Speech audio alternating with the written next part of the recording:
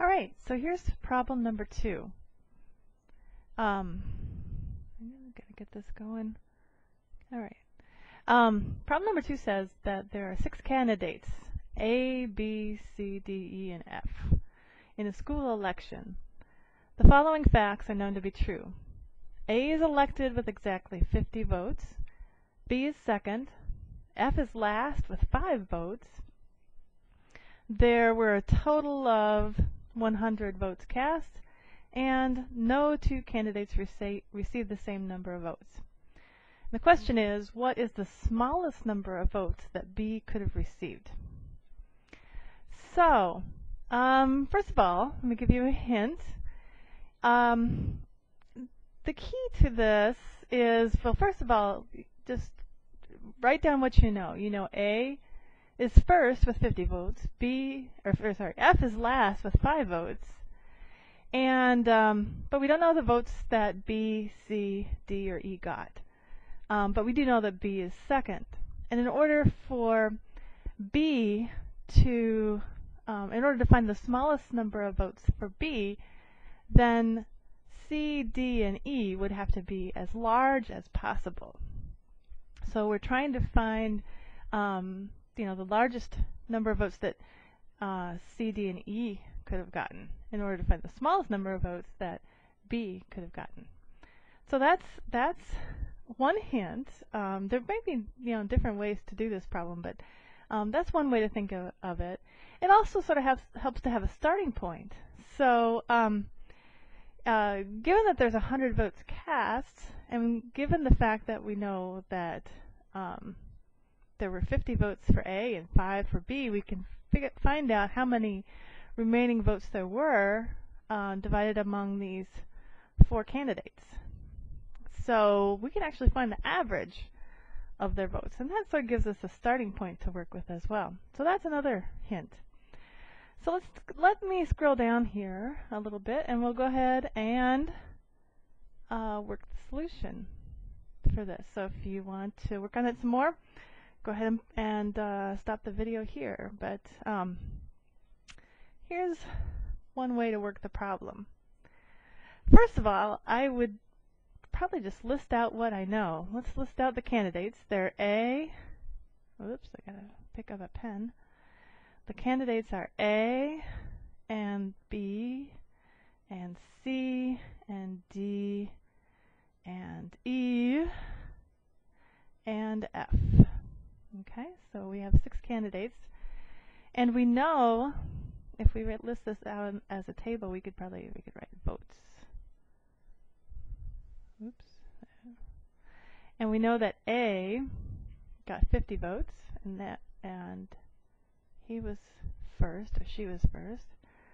We know that F is last, and he got 5 votes. And we don't know B, C, and D, but we do know that B is second. And we know that the total, if we were to add up all these numbers here, if we knew all of these, the number of votes that B, C, and D got, we would get 100. Okay?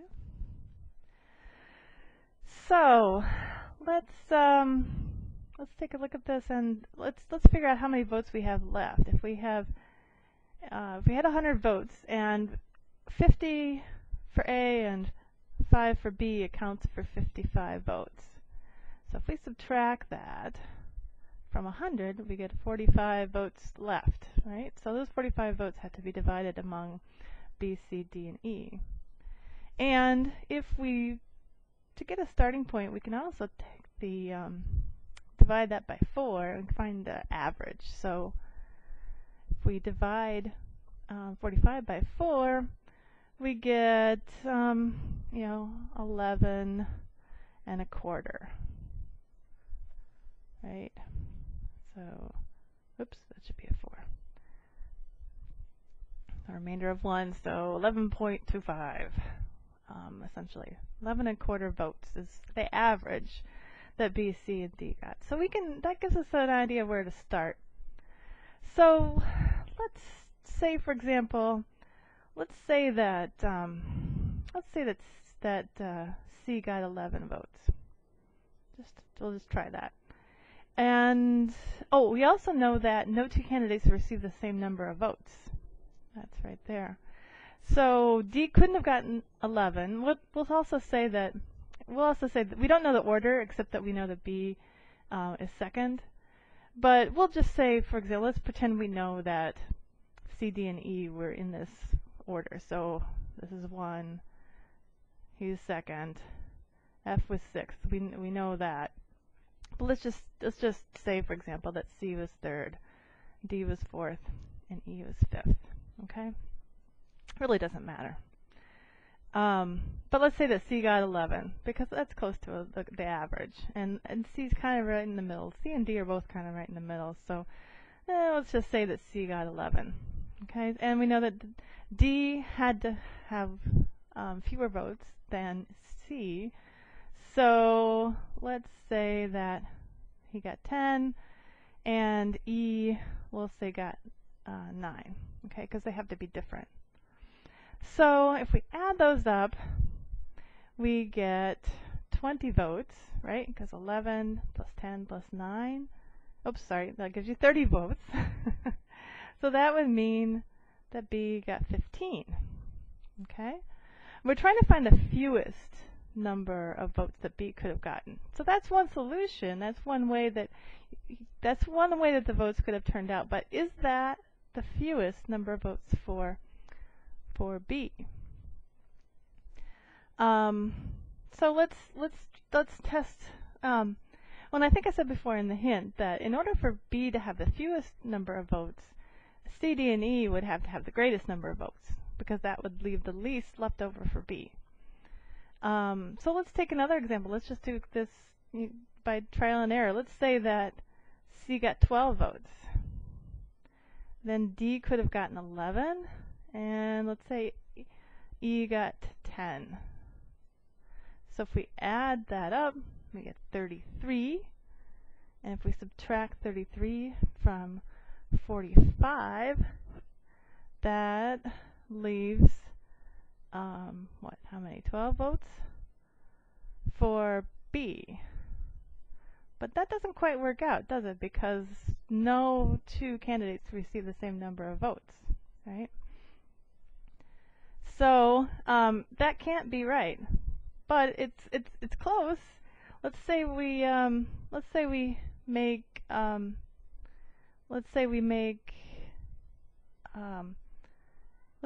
B 12. Then this could be 11, and this could be 10, and this could be 9. But now we've kept 11. Or we've kept 12, and we've got, what do we have? 30 votes here, so that doesn't quite add up. So let's say that B got 13 votes. Okay, I'm just going to use the eraser here and erase these. Okay, so if B got 13 votes, then C could have gotten 12. D could have gotten 11. Now, so what's left over here? We're at 36, right? So that leaves 9 left over for D. Or for E, I'm sorry. And that would add up. That would add up if we added 50 and 13 and 12 and 11 and 9 and 5, we should get 100. So, and we already tried 12. Okay, can we go any lower than 13? We already tried 12. If we tried 12, and we said, okay, no two candidates got the same number of votes, so this would have to be 11, and this would have to be 10, and can we get this to add up to 45? So that would, how many would we need for this to add up to 45? We'd need, what, 13? Let's see, nope, actually 12. So, and that wouldn't work, right? Because then we'd have two candidates with 12 votes, and so that wouldn't work. So our answer is that the fewest number of votes that B could have gotten is 13. So the answer is 13 votes.